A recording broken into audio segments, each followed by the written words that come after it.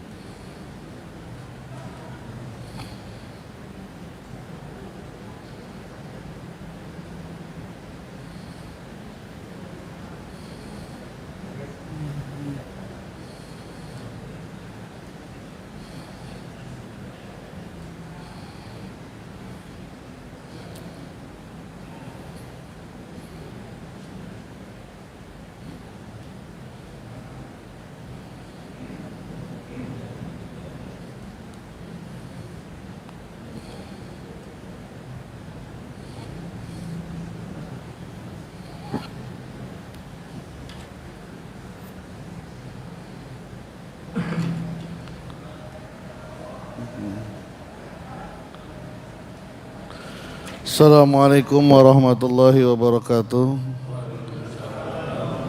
Bismillahirrahmanirrahim. Alhamdulillahi rabbil alamin. Wassalatu wassalamu ala sayyidina Muhammadin wa ala alihi wa sahbihi ajma'in, amma ba'du. Ila hadratin Nabi Mustafa Muhammadin sallallahu alaihi wasallam, khususan ila jami'il mufassirin al-maktubin fi hadzal kitab, annallaha yataghassahum birahmah wa yaskinumul jannah wa yu'idu ilaina min barakatihim wa asrarihim wa karamatihim. Al-Fatihah.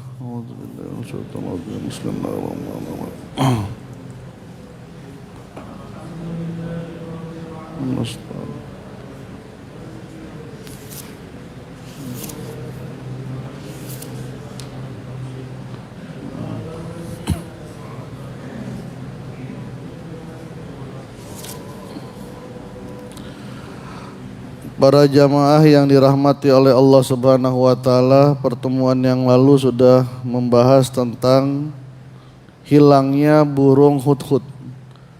Wattafaqqadat tayra faqala ma li ara hudhuda aw ka amkana minal ghaibin. Law azibannahu azaban shadida aw la asbahannahu aw la ya'tiyanni bisultanin mubin. Wattafaqada tayran, Nabi Sulaiman kehilangan burung hudhud. Maka Nabi Sulaiman berkata, mali la ara hudhuda, sepertinya aku tidak melihat burung hudhud. Karena ada kemungkinan burung hudhud ada tapi Nabi Sulaiman tidak melihatnya. Amkana minal ghaibin, atau burung hudhud itu enggak ada emang. Pergi tapi tanpa izin Nabi Sulaiman.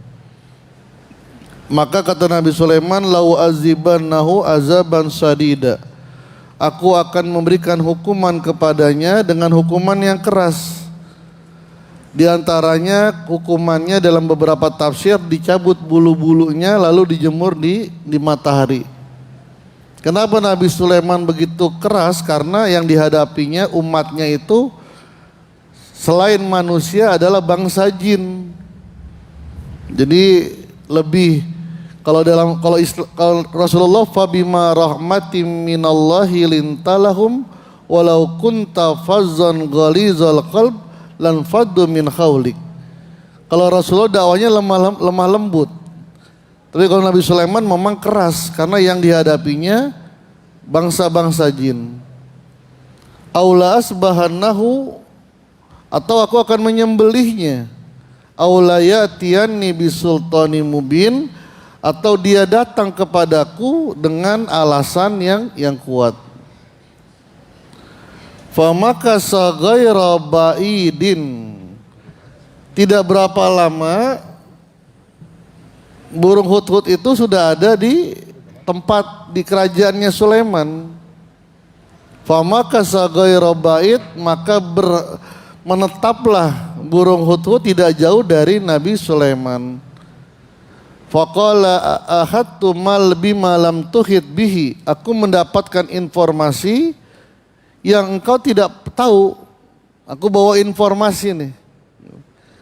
Artinya burung hudhud ingin merubah kemurkaan Nabi Sulaiman dengan keridoan, dengan membawa informasi yang baru. Wajituka min saba'im binaba'i yakin, aku datang dari negeri Saba, itu negeri di Yaman. Tafsir sufistiknya ini gambaran orang yang melakukan kemaksiatan atau keluar jalur lah. Wattafaqada thair, melakukan hal-hal yang dilarang oleh Allah. Maka jangan biarkan Allah murka sama kita lama-lama. Cepat-cepat kembali dan memohon ampun. Wasari'u ila maghfiratim mir rabbikum wa jannatin arduhas samawati wal ar. Bersegeralah kamu kembali kepada Allah memohon ampun. Kalau kita bersegera minta ampun seperti Nabi Sulaiman nanti, yang awalnya marah malah berbalik memberikan kemuliaan kepada burung hudhud. Kenapa? Karena burung hudhud berusaha untuk merubah kemurkaan Nabi Sulaiman dengan keridoannya. Maka nanti burung hudhud diberikan mandat. Burung hudhud salah Pak, salah dia. Karena pergi tanpa izin. Tapi dia segera memperbaiki perbuatannya. Akhirnya Nabi Sulaiman memberikan mandat kepadanya kemuliaan. Apa? Membawa risalah. Innahu min Sulaiman wa innahu bismillahirrahmanirrahim. Nih bawa surat ini. Nabi Sulaiman tidak memberikan jin ifrit, tidak memberikan yang lain, tapi memberikan kepada burung hudhud kemuliaan. Begitu pula orang yang bertaubat kepada Allah. Ketika dia cepat kembali kepada Allah, menyesali perbuatannya, dan melakukan perbuatan yang baik, menebusnya. Misalnya, ketika kita melakukan kemaksiatan, maka kita ganti dengan tahajud, istighfar yang banyak, sedekah yang banyak. Nah, itu bima lam tuhid bihi. Maka kata Allah, innallaha yuhibbut tawwabina wa yuhibbul mutatahhirin. Allah cinta kepada orang yang bertobat dan orang-orang yang berusaha mensucikan diri. Nah, ini sudah bulan lalu kita Nabi Sulaiman dengan Ratu Bilqis. Ketika burung hudhud mengatakan inni wajadtum ra'atan tamlikuhum wa utiyat min kulli syai'in walaha arsun azim. Ini pertaubatannya burung hudhud. Taubatnya burung hudhud, memperbaiki. Jangan sampai dihukum oleh Nabi Sulaiman atau disembelih. Maka dia membawa informasi yang belum diketahui oleh Nabi Sulaiman. Itulah dalam pertaubatan begitu. Aku mendapatkan seorang perempuan tamlikuhum yang menguasai, yang menjadi ratu. Wa utiyat min kulli syai'i walaha arsun azim. Dan perempuan ini telah diberikan anugerah oleh Allah bermacam-macam. Bahkan mempunyai arsun azim, istana yang megah. Nabi Sulaiman bengong tuh. Nabi Sulaiman bengong. Kok Nabi Sulaiman gak tahu? Kenapa? Itulah keluasan daripada kekuasaan Allah. Nabi Sulaiman adalah raja pada saat itu. Tapi Nabi Sulaiman pun tidak tahu ada kerajaan besar di Yaman. Sedangkan jaraknya antara Palestina dengan Yaman ya tidak terlalu jauh lah. Allah sembunyikan itu. Untuk membuktikan manusia itu ada batasnya. Seperti Nabi Musa alaihi salam yang pernah kita jelaskan. Man a'lamun nas, siapa orang yang paling pandai? Kata Nabi Musa, aku yang paling pintar. Apakah ada orang yang lebih pintar darimu? Tidak ada yang aku tidak tahu. Ternyata Allah memperlihatkan kepada Nabi Musa ketika sudah sampai Majma'al Bahrain, Nabi Musa tidak tahu tempat itu adalah Majma'al Bahrain. Falamma jawaza qala li fatahu atina goda'ana laqad lakina min safarina haza nasoba. Sudah sampai di Majma'al Bahrain, yang itulah tempat pertemuan antara Nabi Musa dengan Nabi Khidir, tapi Nabi Musa enggak tahu kalau itu tempat namanya Majma'al Bahrain. Manusia terbatas keilmuannya. Baginda Rasulullah pun begitu, Pak.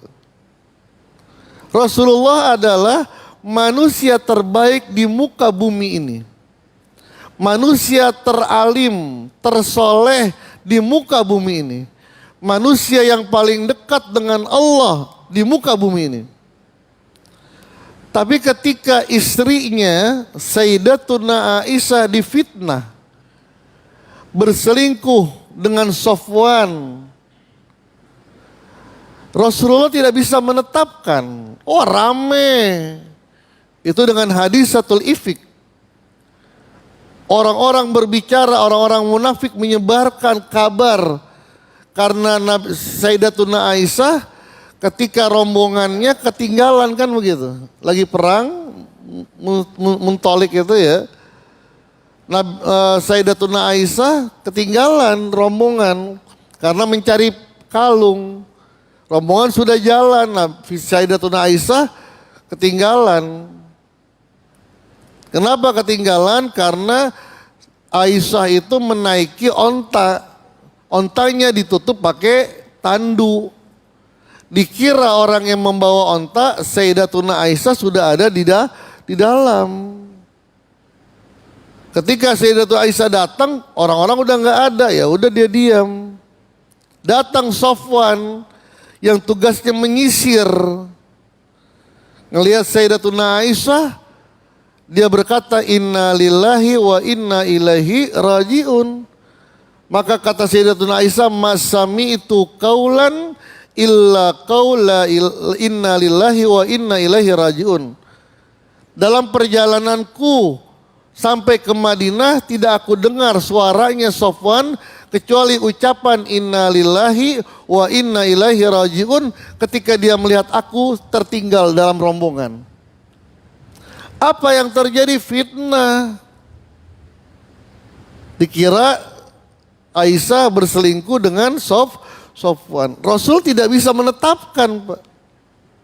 Itu enggak sehari dua hari, sebulan. Rame orang-orang menceritakan bahwa istrinya Rasulullah yang dicintainya berselingkuh. Sampai Rasulullah tidak datang ke majelis. Sholat di masjid langsung pulang. Tidak membuka majelis. Ahlul baitnya tidak keluar karena malu. Luar biasa. Rasul tidak bisa menetapkan apa-apa. Dia tidak tahu mana yang benar. Menunggu apa yang datangnya dari Allah. Dan tidak bisa memaksa Allah. Dan akhlaknya begitu, tidak bisa memaksa Allah. Rasul hanya mengatakan kalau engkau benar wahai Aisyah, maka Allah akan membenarkanmu. Kalau engkau apa yang dikatakan oleh orang-orang itu tidak benar, maka Allah yang akan mengabarkannya. Tapi kalau apa yang dikatakan oleh mereka itu benar, maka bertaubatlah kepada Allah. Jadi Rasulullah tidak bisa menetapkan. Itulah terbatasnya manusia. Kenapa kalau bahasanya Ibnu Arabi, manusia itu cuman bayang-bayang Allah. Maka jangan berhenti kepada manusia. Jangan berhenti kepada Rasulullah, tapi Rasulullah sebagai sarana agar sampai kepada Allah. Gitu. Kalau orang yang sampai kepada nabinya, itulah yang menjadikan nabinya sebagai Tuhan. Apa kata Hudhud? Dia punya kerajaan yang besar, tapi masalahnya wajatuha wa qaumaha yasjuduna lisams. Mereka mendapatkan kenikmatan yang begitu besar, tapi mereka bukan menyembah Allah, tapi menyembah matahari. Kok bisa begitu? Itulah yang disebut dengan istidraj. Kelebihan yang Allah berikan kepada orang-orang yang fasik. Wa umli lahum inna kaidi matin. Aku biarkan mereka dengan kenikmatan-kenikmatan. Sesungguhnya strategiku itu sudah matang. Innama numli lahum liyasdadu isma walahum azabum muhin. Sesungguhnya kami biarkan mereka dengan kenikmatan-kenikmatan biar mereka semakin banyak perbuatan dosa. Walahum azabum muhin, dan sudah disiapkan untuk mereka siksa yang menghinakan. Ada juga kesuksesan seseorang itu disebabkan karena kebaikan mereka. Ada orang non muslim, rajin ngasih sumbangan. Maka balasan kebaikan mereka bukan di akhirat tapi di dunia. Kok bisa begitu? Karena mereka tidak punya angka 1, yaitu kalimat la ilaha illallah Muhammadur Rasulullah. Wa zayyana lahumus syaitanu a'malahum fasaddahum anis sabil fahum la yahtadun. Apa yang menyebabkan mereka itu tidak beriman kepada Allah? Terlena karena setan bermain di situ. Ada, mohon maaf, misalnya tempat-tempat keramat, pohon keramat. Benar, kalau kita nggak ngasih sesajen, nanti bakal ada yang ngamuk. Bisa jadi, Pak. Bisa jadi. Kenapa? Wa zayyana lahumus syaiton, itu sudah permainan setan. Ketika zaman Umar bin Khattab menjadi khalifah, Amr bin As diperintahkan untuk menjadi gubernur di Mesir. Mesir dari tahun Fir'aun, Ramses II sampai zamannya Rasulullah ada tradisi setiap tahun memberikan tumbal untuk Sungai Nil berupa perawan. Jadi ada perawan, diceburin, diikat badannya, diceburin, tenggelamin, itu sebagai tumbal. Itu sudah berlangsung bertahun-tahun, beratus tahun. Zaman Umar bin Khattab dilarang, Pak. Dilarang.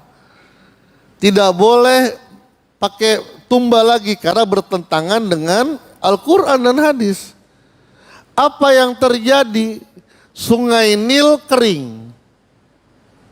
Sungai Nil kering. Maka orang-orang berdemo kepada gubernur. Dia mengatakan ini gara-gara tradisi kita tidak dilakukan, maka sungai itu menjadi kering. Sedangkan Sungai Nil adalah kehidupan kami. Amr bin As angkat tangan, Pak. Akhirnya mengirim utusan sampai ke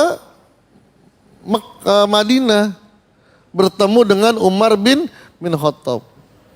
Apa yang dilakukan oleh Umar bin Khattab? Beliau menulis surat untuk Sungai Nil. Engkau adalah makhluk dan aku adalah makhluk. Kalau engkau mengalir karena dirimu, maka aku tidak mempunyai apa-apa, kemampuan untuk memaksamu. Tapi kalau engkau mengalir karena Allah, maka aku memohon kepada Allah agar Sungai Nil dialirkan kembali. Ini masyhur di kisah ini, Pak. Dilipat suratnya, apa kata Umar bin Khattab, sampai ke Sungai Nil, suratnya dilemparin ke Sungai Nil. Bukan karena suratnya, tapi karena keyakinan Umar bin Khattab. Ini cuma syarat doang, Pak. Ini cuma syarat.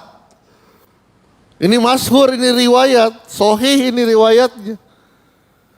Maka Amr bin As, utusannya kembali membawa surat, maka dilemparlah surat itu ke Sungai Nil yang kering. Dengan izin Allah, tidak sampai sehari Sungai Nil kembali normal. Kok bisa begitu? Permainan setan. Wa zayyana lahumus syaitanu anha. Pelabuhan Ratu, Pak, setiap tahun ada namanya sedekah laut. Buah-buahan, kepala kebo, itu tradisi itu, Pak. Tapi seperti diislamisasikan, tapi setengah-setengah, Pak. Pakai tahlilan, pakai baca yasin, tapi tetap ngasih sesajen. Dialirkan ke sungai. Kalau itu katanya, karena ada beberapa kawan orang tinggal di sana, kalau itu tidak kita kerjakan, maka akan banyak memakan korban. Kok bisa begitu? Wa zayyana lahumus syaitanu anhu. Karena setan sudah bermain di situ. Yang bisa mengalahkan seseorang yang mempunyai keimanan yang kuat. Mengalahkan tradisi itu. Tapi sama seseorang yang keimanannya sudah semata-mata lillahi ta'ala. Fasaddahum anis sabil fahum la yahtadun. Perbuatan setan itu menghalangi menghalangi mereka untuk melakukan perbuatan baik. Sampai ada keluar fatwa, bukan fatwa, ada seorang ulama lah. Jangan dianggap itu perbuatan syirik. Bisa jadi itu sedekah kepada laut. Karena kenapa? Karena buah-buahan akan dimakan oleh ikan-ikan yang ada di laut. Gitu.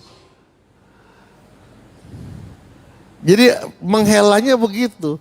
Tapi kalau kepala kebo, seorang yang menyembelih kebo dan kepalanya ditanam, itu maka daging kebo semuanya menjadi haram dimakan.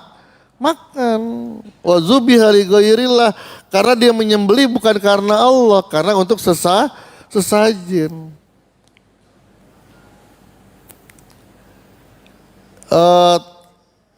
2 tahun yang lalu di Makassar, di airport Makassar, itu perluasan airport, Pak.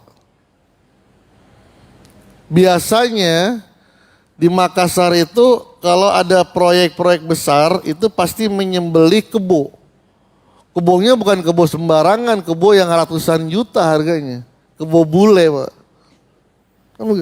Disembelih kemudian kepalanya dimasukin.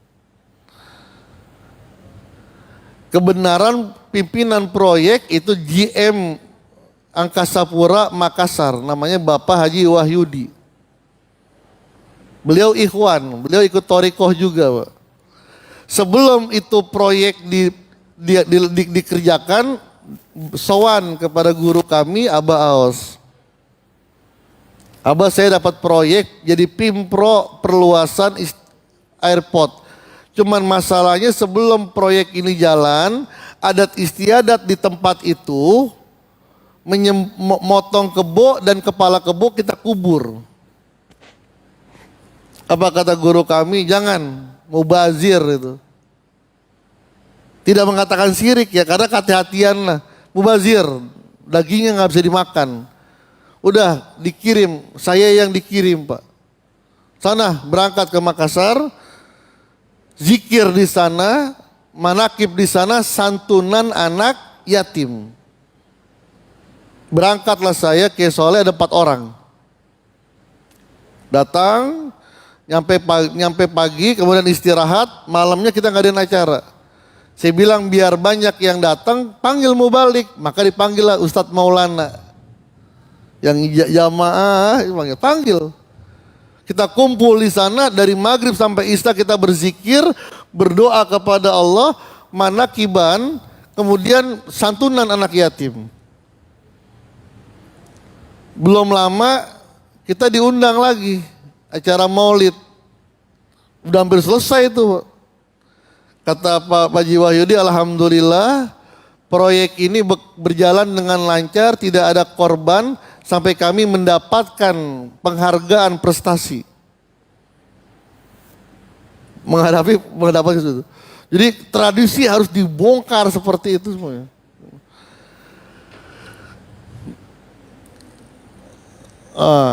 Ketika ini baru. Ketika Nabi Sulaiman mendapatkan informasi dari burung hudhud, Nabi Sulaiman tidak langsung percaya.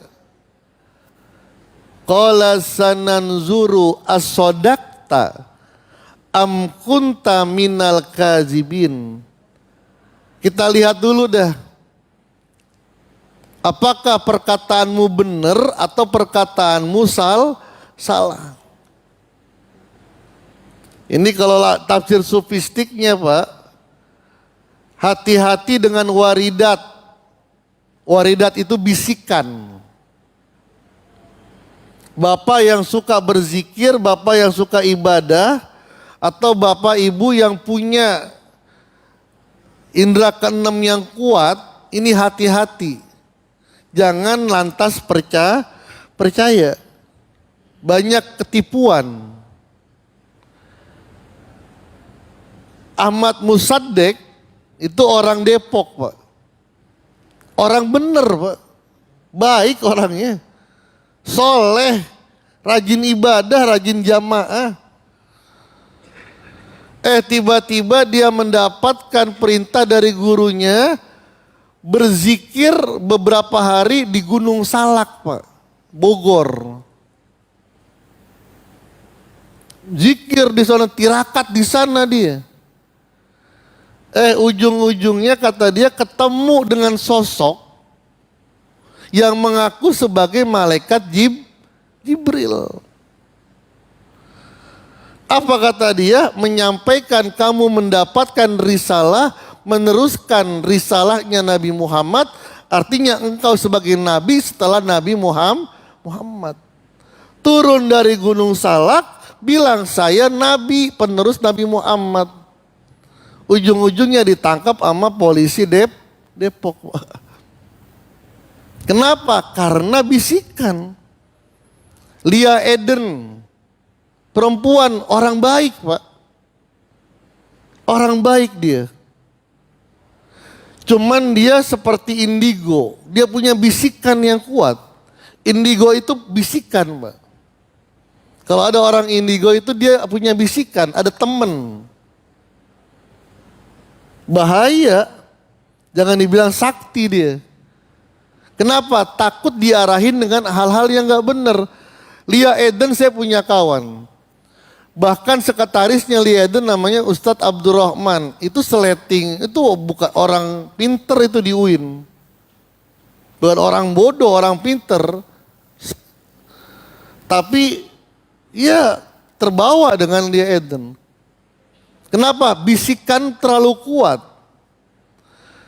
Mohon maaf nih, kalau bapak ibu bawa uang, tapi uangnya hasil yang nggak bener, kasih bulia itu ditolak Pak. Tahu dia, ini uang haram, nggak tolak Pak. Ada bisikan. Dia punya kemampuan bisa menyembuhkan orang. Saya punya kawan Dia pusing tuh, palanya pusing terus. Pas ngaji, kenapa? Pala saya tuh kayak pusingnya nggak hilang-hilang. Diurut sama dia sampai sekarang saya sehat. Dibilang ini saksi, kepala saya sering pusing, sekarang nggak pusing lagi. Bulia bisa menafsirkan Al-Quran dengan berbagai macam tafsir Quran. Terlalu percaya dengan bisikan, pelan-pelan tuh. Bisikan itu mengatakan ulama-ulama yang ada sekarang sudah jauh dari kebenaran. Mulailah dia membenci dengan ulama-ulama. Lama-lama bisikannya datang, agama Islam yang ada sekarang bukan agama Islam yang murni. Tinggalkan agama Islam. Akhirnya dia mendirikan agama kerajaan Tuhan. Bisikan itu. Wah Ustadz, saya diperintahkan oleh bisikan baca Yasin. Ya bagus, tapi hati-hati. As-sodaqta am kunta minal kazibin. Maka Nabi Sulaiman ingin membuktikan, izhab bi kitabi haza fa'alkihi ilaihim summa tawalla anhum fanzur maza yarji'un. Izhab bi kitabi haza, bawa suratku ini. Nabi Sulaiman tidak memerintahkan kepada ifrit, tidak memerintahkan kepada manusia, tidak memerintahkan kepada siapa-siapa, tapi yang dipilih dari semuanya menjadi delegasinya adalah burung hudhud yang melakukan kesalahan, tapi dia kembali untuk memperbaiki kesalahan itu. Itulah buah daripada taubat. Wa qultu astaghfiru rabbakum innahu kana ghaffara yursilis samaa alaikum midrara wa yumditkum bi amwali wa banin ila akhirnya. Beristighfarlah kepada Allah terus menerus. Kalau engkau beristighfar, maka kemurkaan Allah akan berbalik dengan yumditkum bi amwali wa banin. Allah akan memberikan harta yang banyak. Yursilis samaa alaikum midrara, Allah akan menurunkan hujan yang lebat. Apa? Menjadikan hidupmu berkah, enak, tenang. Hartamu Allah tambahkan, anakmu Allah jaga. Kalau kembali kepada Allah dan berusaha memperbaiki kesalahan. Bawa suratku ini, fa'alqih ilaihim, berikan kepada mereka. Ada dua riwayat. Ada burung hudhud memberikan surat ini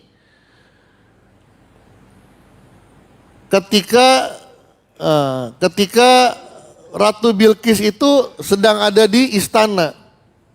Lagi di istana, lagi duduk, datang surat. Ada riwayat yang kedua.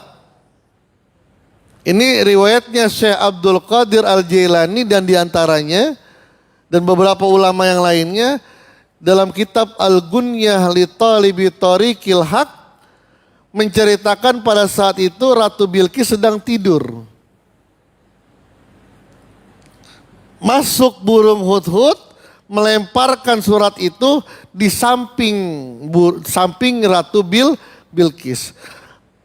Sedangkan kamarnya Ratu Bilqis dijaga oleh pengawal-pengawal. Ketika Ratu Bilqis bangun, terkejut dia.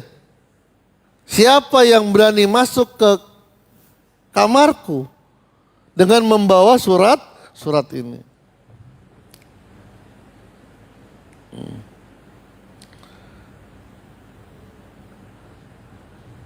Bagaimana hudhud memberikan surat? Masuk ke kamar. Maka dikumpulkanlah Qalat ya ayyuhal mala'u inni ulqiya ilayya kitabun karim. Kata Ratu Bilqis, hai para pembesar kerajaan, inni ulqiya ilayya, aku telah mendapatkan kitabun karim, surat yang mulia. Surat yang mulia. Bingung dia. Siapa yang membawa surat ini? Ini riwayat yang kedua. Riwayat yang pertama, burung hudhud datang memberikan surat itu, pas dibaca burung hudhudnya masih ada di situ. Ya ayyuhal mala'u inni ulqiya ilayya kitabun karim. Kenapa dikatakan kitabun karim? Pertama, surat itu disebut karim karena berasal dari raja yang agung, King Solomon. Yang kedua, di surat itu sudah ada stempelnya. Jadi Allah itu menjelaskan bagaimana administrasi yang benar. Surat yang benar, yang bagus, yang kuat itu kalau ada stempelnya. Maka stempelnya Rasulullah itu dicincin. Muhammad Rasul Allah. Udah ngerti Pak bagaimana cara administrasi yang baik. Kalau surat-surat penting maka dibubuhi dengan stempel. Itu Al-Quran sudah ada ilmu administrasi. Dalam surat itu tertulis Bismillahirrahmanirrahim. Yang belum pernah ada tulisan pada saat itu, ucapan itu. Belum ada ucapan Bismillahirrahmanirrahim. Apa isi daripada suratnya Nabi Sulaiman? Innahu min Sulaimanu wa innahu bismillahirrahmanirrahim. Ala ta'lu alayya wa atuni muslimin. Innahu min Sulaiman wa innahu bismillahirrahmanirrahim. Alla ta'lu alayya wa atuni muslimin. Ayat ini kadang-kadang dipakai sama orang untuk menaklukkan orang, Pak. Kalau pimpinan marah-marah suruh baca ini, Pak. Kenapa? Innahu min Sulaiman. Boleh enggak? Ya boleh-boleh aja. Yang penting mintanya kepada Allah. Wah, pimpinan lagi mau marah nih. Baca innahu min Sulaiman wa innahu bismillahirrahmanirrahim. Allah ta'lu alayya wa atuni muslimin. Ini surat dari Sulaiman. Dan ini dimulai dengan bismillahirrahmanirrahim. Itu yang kuat. Itu yang menjadikan ayat ini menjadi angker. Menjadi kuat ini. Ala ta'lu alayya. Janganlah kamu merasa lebih tinggi dariku. Ala ta'lu alayya. Jangan kamu merasa kerajaanmu lebih besar dariku. Kekuasaanmu lebih besar dariku. Dirimu lebih mulia dariku. Wa atuni muslimin, dan datanglah kepadaku dengan berserah diri. Itu suratnya pendek. Dalam tafsir ini dijelaskan itulah karakter surat para nabi. Kalau ngirim surat nggak pernah panjang, pendek. Aslim taslam.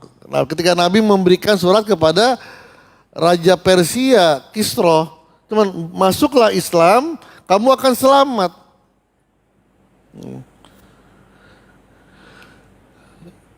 Isinya adalah surat ini dari Nabi Sulaiman. Innahu min Sulaiman. Kemudian surat ini diawali dengan Bismillahirrahmanirrahim. Dakwah kepada agama tauhid. Kenapa? Karena mereka menyembah matahari, yasjuduna lisams. Maka dikenalkan Bismillahirrahmanirrahim dengan nama Allah. Maka dalam riwayat Ratu Bilqis tanya, siapa itu Allah? Sebagian mereka menjawab Allah itu, mohon maaf, ini ada riwayatnya Pak. Bukan saya ngarang-ngarang dan bukan saya menghina Allah.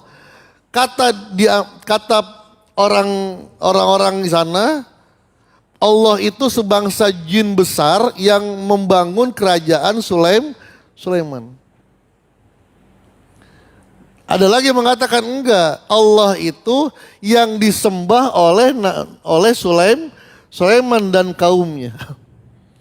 Artinya Ratu Bilqis tidak tahu siapa Allah. Siapa itu Allah? Jin besar yang membangun kerajaan Sulaiman. Tapi pendapat itu dikalahkan dengan mereka juga. Ada yang mengatakan tidak. Allah itu adalah yang mereka sembah. Yang mereka sembah. Yang ketiga, pemberitahuan kepada Bilqis bahwa kerajaan dari kerajaannya di Saba, ala ta'lu alayya wa tuni muslimin. Pasukan Sulaiman lebih banyak dan kuat dari pasukannya. Inilah makna dari perkataan, janganlah engkau berlaku sombong terhadapku.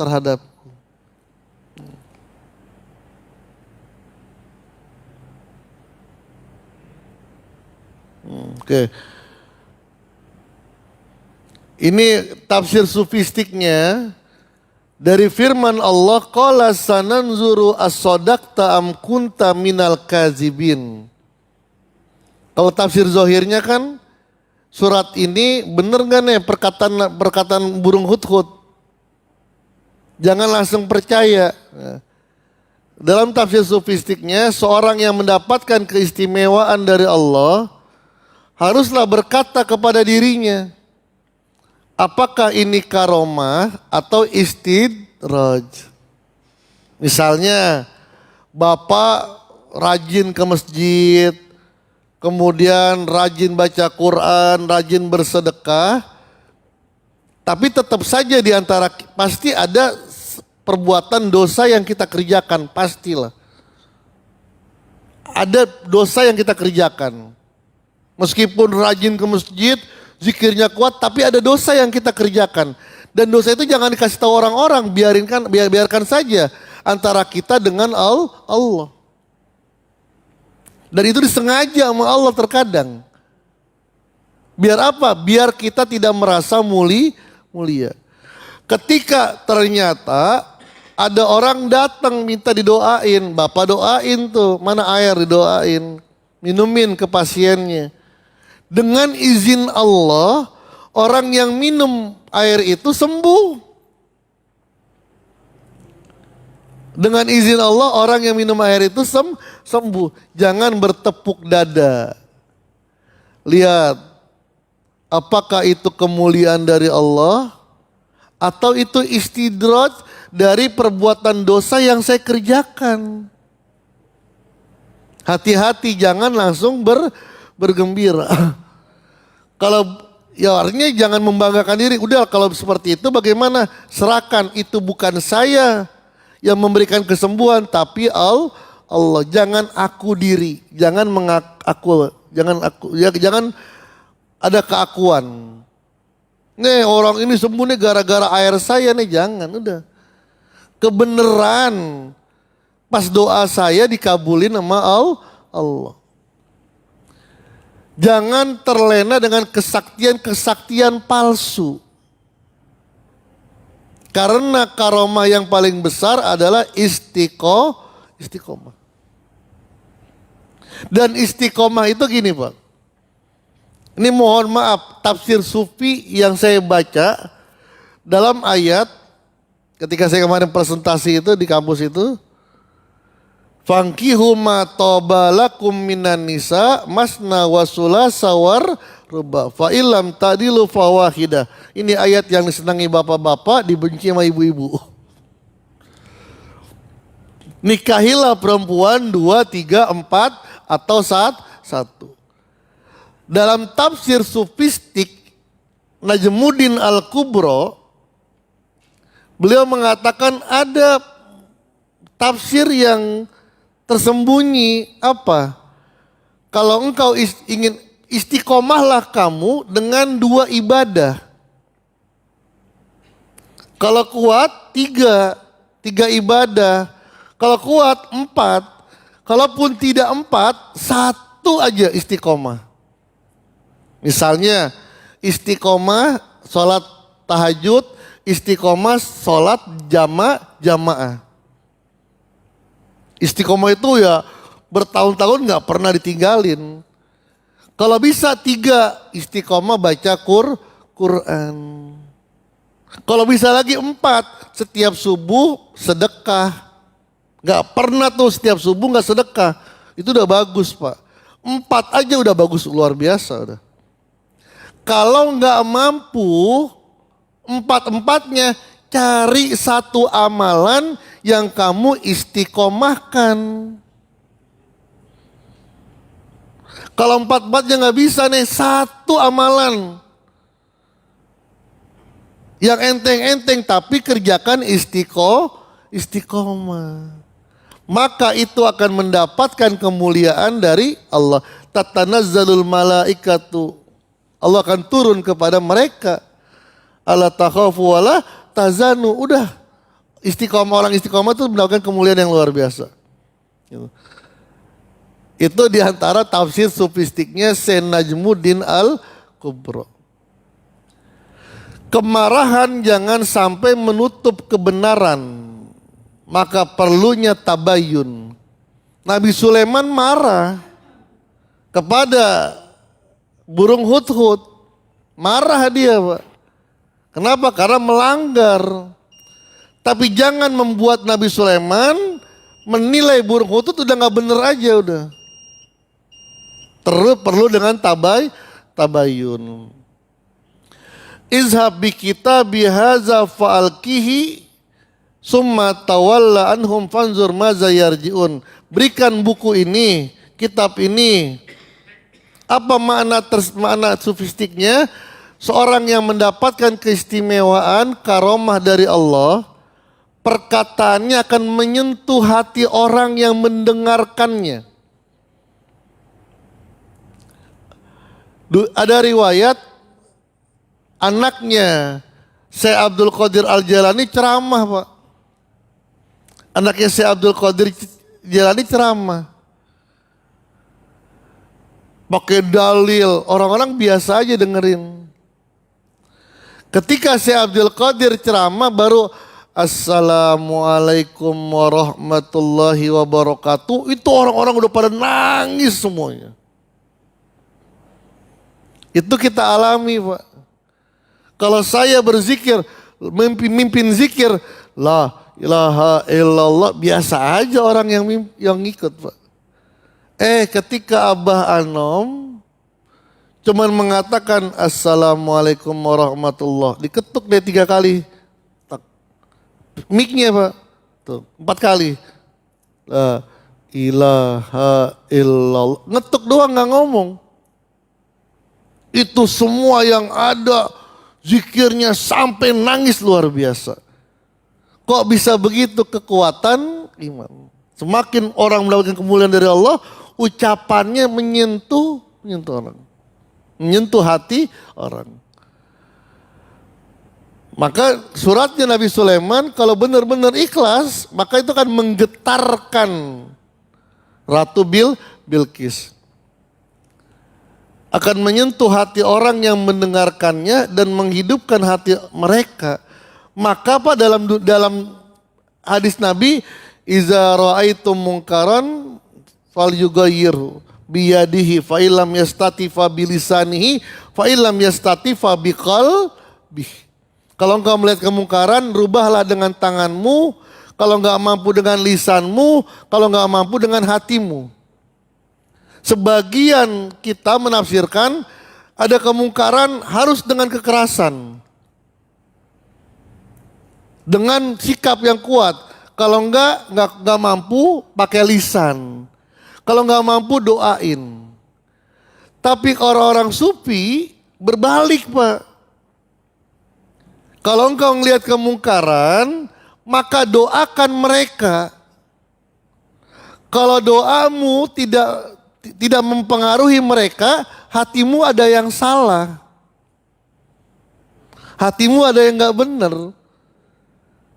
Ketuk kepada Allah, minta kepada Allah agar mereka mendapatkan hidayah.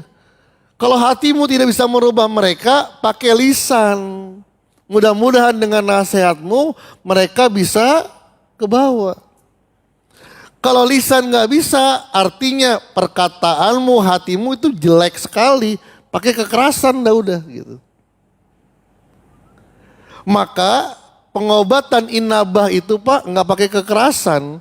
Inabah itu yang di orang yang sakau, orang yang depresi, orang yang narkoba. Itu cuma didudukin, di tengah-tengah dipegangin, di sekitarnya pada berzikir Pak. Zikir, la ilaha illallah. Akhirnya dengan teriakan. Dalam disertasi saya jelaskan itu. Kenapa zikir itu dengan teriak Pak. Dengan dalil-dalil yang beberapa dalil. Kemudian saya padukan dengan namanya primal. Terapi teriak primal yang ditulis oleh Arthur Jacob tahun 1970 dia menulis sebuah buku The Primal Stream. Apa itu pengobatan dengan teriak? Teriak dengan teriak pengobatannya, terapi dengan teriak. Jadi dimasukkan ke dalam ruangan, disuruh mengungkapkan apa masalahnya, setelah itu suruh teriak sekencang-kencangnya. Oh, teriak kencang sampai habis suaranya. Selesai berapa jam, suruh pulang. Besok datang lagi, suruh teriak sekencang-kencangnya.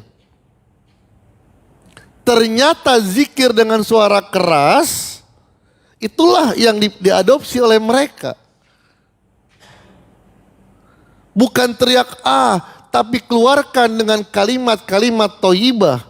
Maka pengobatan yang dilakukan adalah la ilaha illallah.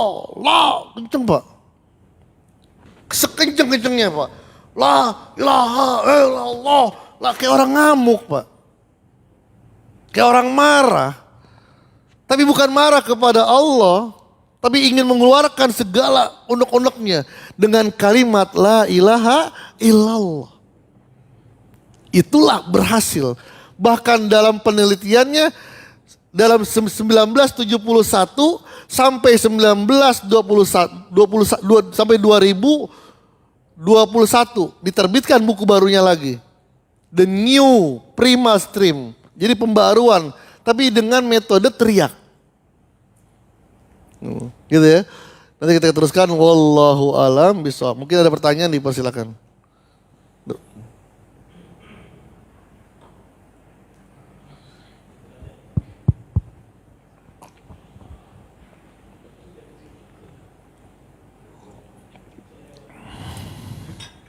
Baik, bismillahirrahmanirrahim. Assalamualaikum warahmatullahi wabarakatuh. Waalaikumsalam warahmatullahi wabarakatuh. Pak Ustadz, sedikit bertanya tentang tadi tradisi dan budaya. Kadang-kadang ada banyak tradisi dan budaya yang bertentangan dengan Islam. Nah sekarang bagaimana kita menyikapinya? Kadang-kadang pemerintah sekarang malah mungkin budaya itu malah diangkat gitu. Yang seperti tadi larung laut itu malah mereka dijadikan budaya, jadi tontonan. Padahal itu pelaksananya kan orang-orang Islam semua gitu. Bagaimana sikap kita gitu dalam hal ini? Apakah kita juga mendukung atau mungkin ya bagaimana ya kalau kita menantang malah nanti kena hukum gitu. Yeah. Yang kedua untuk berzikir itu ada beberapa cara. Terus saya suka melihat ada beberapa sampai seperti kayak trance itu kayak kesurupan gitu. Jadi apakah seperti itu dibolehkan gitu Ustaz? Baik. Terima kasih Ustaz. Assalamualaikum warahmatullahi wabarakatuh. Baik, bagus pertanyaannya. Jadi memang yang diangkat oleh Islam Nusantara adalah menjaga tradisi, menjaga budaya. Tapi Islam begini, ketika Islam datang ke negara Arab, Islam pun langsung membaur dengan budaya-budaya Arab. Ada ketegasan ketika budaya itu tidak dibenarkan maka harus dijauhi. Para wali songo, para wali songo ketika datang ke Indonesia, maka budaya-budaya itu diislamisasikan oleh mereka. Diislamisasikan. Seperti misalnya bermain musik ya, tapi dengan gemelan. Kenapa? Karena memang musik itu diperbolehkan. Ada yang mengatakan haram ya, masing-masing ada dua versi. Jadi diislamisasikan. Begitu pula sikap kita dengan budaya. Ketika budaya itu bisa diislamisasikan ya sudah. Kita bisa ngikutin. Misalnya kayak tahlilan gitu. Tahlilan ada yang mengatakan itu kebudayaan orang-orang Hindu, tapi sudah diislamisasikan. Apa ya kegiatan-kegiatan tahlilan itu? Ketika dalam penelitian saya, tahlilan permasalahan cuma satu, memberatkan mayit, begitu Pak. Memberatkan ahlul keluarga si mayit. Udah meninggal tapi memaksa dirinya untuk mengundang orang mengeluarkan itu. Maka jangan masalahkan isi tahlilan lagi udah. Dalam berbagai jurnal ketika saya baca, ternyata yang dipermasalahkan sekarang adalah bukan baca yasinnya, bukan baca zikirnya, bukan ceramahnya, tapi memberatkan kepada keluarga mayit. Maka fokus di situ. Bagaimana ketika ada orang yang meninggal dunia, tetangga-tetanggalah yang sibuk dengannya, berdasarkan hadis Nabi. Jadi gitu. Jadi kalau budaya sudah diislamisasikan, sudah tidak ada masalah. Baik. Yang kedua, ini disertasi saya. Zikir itu ada namanya zikir harokah, Pak. Zikir harokah, zikir bil harokah. Zikir dengan gerakan. Zikir dengan gerakan. Dalilnya apa? Dalilnya pernah orang Habasah datang kepada Nabi, saking girangnya mereka joget-joget, Pak. Dan Nabi tidak pernah melarang. Joget-joget menyebut Rasulullah itu mulia, tapi dengan joget-joget. Rasul tidak melarang.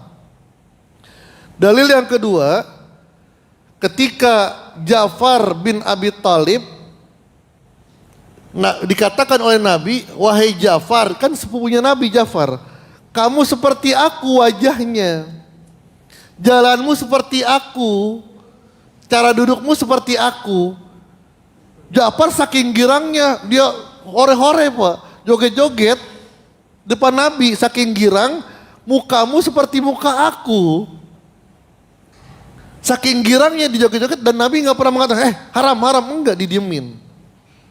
Nah, dalil yang ketiga dalam Al-Quran, alladzina yazkurunallaha qiyaman wa qu'udan wa ala junubi. Mereka yang berzikir dalam berdiri, dalam duduk, itu kan kondisi-kondisi. Itu dalilnya. Ketika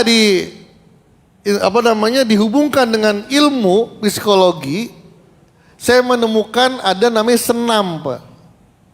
Saya nggak bawa HP-nya. Itu ada senam yang menggerakkan badan, Pak. Senam banyak macam senam dah. Dan rata-rata senam itu memberikan relaksasi. Sekarang saya sedang mencari data gerakan tenaga dalam. Saya tuh sekarang sudah bab 5, Pak. Mudah-mudahan bulan ini selesai. Saya sedang mencari Bapak yang mempelajari tenaga dalam, kan ada gerakan-gerakan tertentu, ya kan? Misalnya Bapak yang perlu paham, ada gerakan saya lagi nyari artikelnya. Ternyata gerakan itu enggak sembarangan. Misalnya saya kemarin dicontohkan kayak begini, itu enggak sembarangan. Kayak begini itu enggak sembarangan. Ada energi-energi yang diserap oleh mereka. Nah, hal seperti itu kalau ketika berzikir kita melakukan gerakan-gerakan, selama gerakan-gerakan itu tidak menyalahi syariat, maka sah-sah saja. Jalaluddin Ar-Rumi dia menemukan gerakan dengan tarian sema. Ternyata tarian sema itu menghirup energi, Pak. Tapi diisi dengan zikir. Ada tarian yang zikir yang sambil goyang-goyang, Pak. La ilaha illallah sampai berdiri. Ada juga seperti orang kesurupan. Apa orang kesurupan? Nah, maka saya bilang yang kayak begitu sebenarnya jangan diviralkan karena orang fitnah nanti. Saya ambil contoh begini. Bapak joget, dengar musik. Biasa, Pak. Tapi kalau sudah ke bawah jogetnya kayak apa? Udah nggak ngikutin irama, Pak. Udah jogetnya udah saking enaknya orang-orang juga kesikut-sikut. Begitu pula dalam berzikir ternyata. Saya contohkan orang joget ya. Kalau udah enak, udah jogetnya udah lupa semuanya. Begitu pula dalam berzikir. Ketika kita berzikir, la ilaha illallah, la ilaha illallah, la, masih biasa, Pak. Tapi semakin lama semakin nikmat. La ilaha illallah, lupa semuanya. Dan itulah Ibnul Qayyim mengatakan itu zikir. Zikir itu bisa melupakan kita semuanya. Saking nikmatnya. Loh, ya bagaimana gak nikmat, Pak, merasakan kehadirat Allah. Udah, la ilallah, la ilaha illallah gitu. Yang kayak seperti sebenarnya jangan dikamerain. Dikirim ke YouTube akhirnya fitnah. Maka kami ini kalau zikir seperti itu sudah diberhentiin sama guru kami. Berhenti. Sayyiduna Muhammad sudah berhenti, Pak. Kenapa? Takut fitnah. Kalau mau begitu, itu kan aurat, Pak. Karomah itu aurat. Jadi kalau Bapak tidak akan bisa menjelaskan itu kalau tidak merasakannya. Kalau, ente nggak bisa. Mohon maaf nih, Pak ya. Orang yang minum yang jogetnya sampai itu, kalau gini-gini kan, minum obat. Ini kayak orang gila. Dia ngomong, ente nggak ngerasain enaknya sih, gitu Pak ngomongnya, Pak. Apa namanya? Tripping. Kok kayak bilang nih, ngapain sih gerakan kayak gitu, kayak gerakan orang gila. Kata dia, ente nggak ngerasain enaknya sih. Begitu pula kalau lagi zikir, Pak. Wah, zikir. Tapi yang kayak begitu kayak aurat. Saya bilang itu aurat. Jangan diperlihatkan kepada orang yang tidak boleh melihat aurat. Tapi kalau orang-orang yang paham silakan. Saya di Syria zikir seperti itu. Sebelum melakukan zikir kata guru saya Profesor Dr. Abdul Latif Soleh Farfur, tutup pintu semua.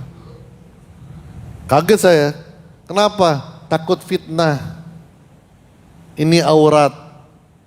Takut fitnah. Tapi kalau orang yang sudah tripping kayak gitu biasa ya biarin aja, emang udah gitu nikmatnya gitu ya.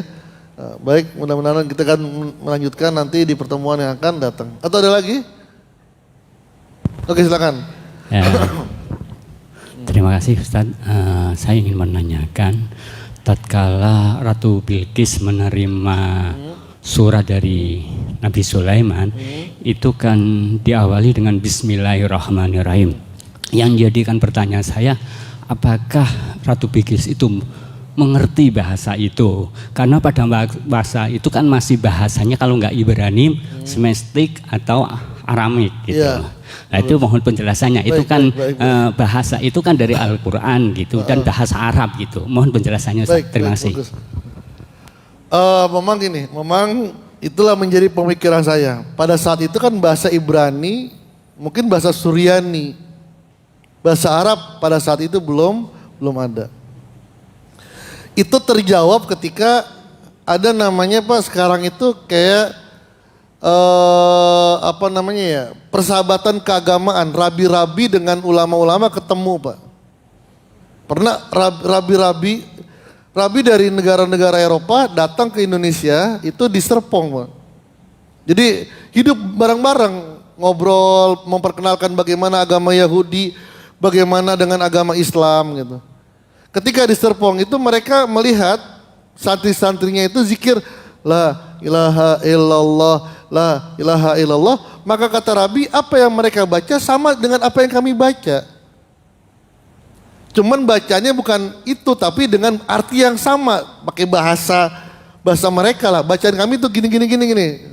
Saya dengar, oh. Jadi bahasa la ilaha illallah tapi dengan bahasa Yahudi, bahasa Ibrani ada. Assalamualaikum, saya dulu bahasa Ibrani belajar 1 semester. Tapi lupa jadi assalam gitu. Ucapannya maknanya sama, begitu pula seperti ini. Ketika zamannya Nabi Sulaiman, bahasanya bukan innahu min Sulaiman wa innahu bismillahirrahmanirrahim. Tapi dengan bahasa Ibrani yang mananya bismillahirrahmanirrahim. Kalau dia membaca itu, maka sama saja dia baca bismillahirrahmanirrahim.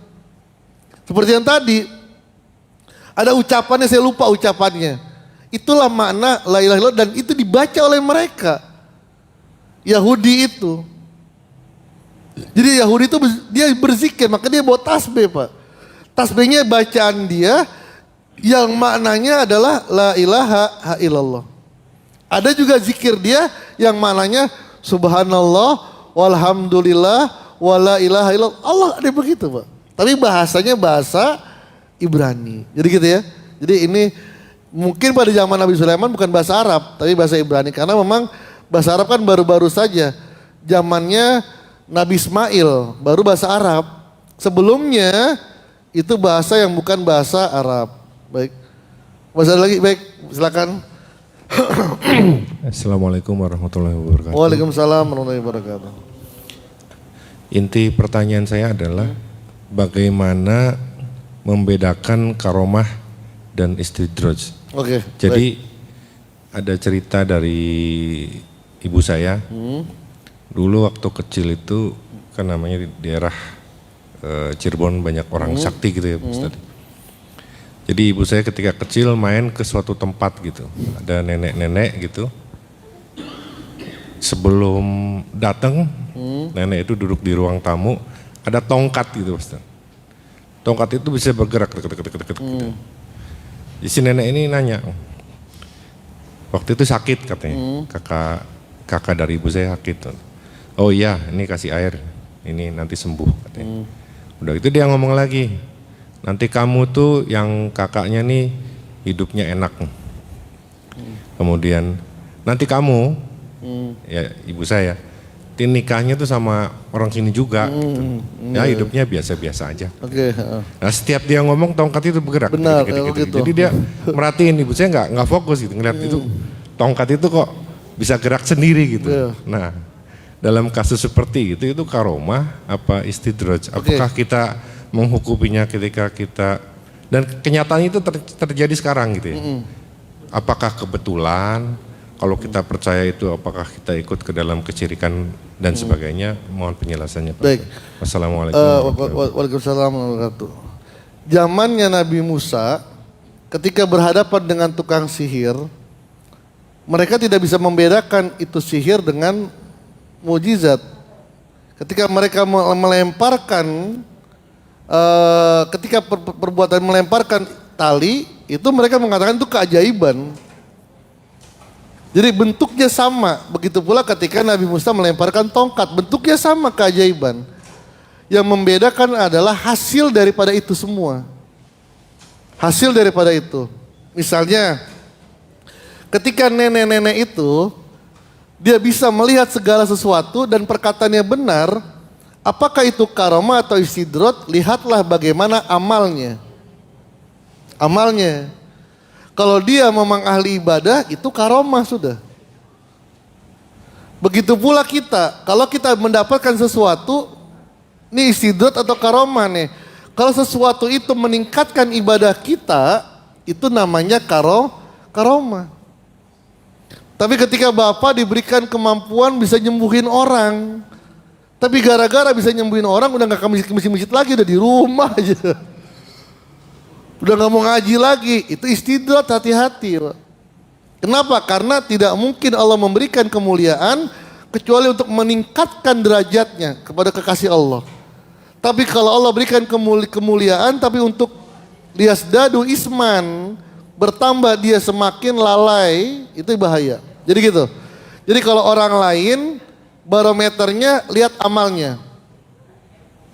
Kalau buat kita begitu pula barometernya lihat amal kita. Kalau dengan kelebihan itu kita lebih meningkatkan ibadahnya, ya udah itu namanya karomah gitu ya. Baik, mudah-mudahan nanti kita akan bertemu lagi bulan yang akan datang. Mudah-mudahan manfaatnya kita diistiqomahkan oleh Allah Subhanahu wa taala, disehatkan badannya. Al-Fatihah.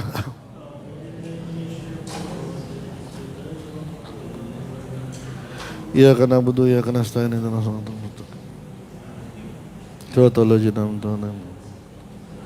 Allahumma bihaqil Fatihah bisyil Fatihah. Ya farijal ham ya kasifal gham ya man ya biyafir wa yarham. Allahumma jal jam'ana hadhi jaman marhuma wa tafaruqana min ba'di tafaruqan masuma wala ma'ana syakiya wala mahruma rabbana ablana min azwajina wa zurriyatina qurrata a'yun waj'alna muttaqina imama wa sallallahu alaihi Muhammadin nabiyil ummi wasallam walhamdulillahi rabbil alamin. Assalamualaikum warahmatullahi wabarakatuh.